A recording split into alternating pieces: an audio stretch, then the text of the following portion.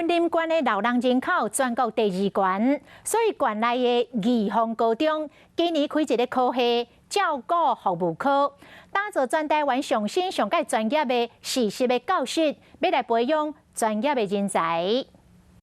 云林县高龄化的程度是全国排第2名，也不过伫相关的人才方面确实无够。拿来向义丰高中，特别伫今年新设立照顾服务科，希望讲会使培养更加侪专业的人才。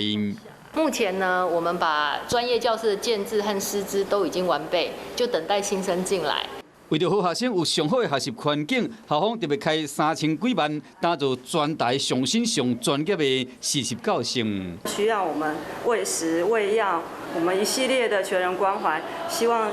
学生能够培养一个居家照服员的基本的技能。校方表示讲，若是表现优秀，毕业后就会使随找到头路。 华视新闻看起来，赶快订阅我们的华视新闻 YouTube 频道，欢迎按赞、订阅、开启小铃铛，最新最及时的资讯要提供给你。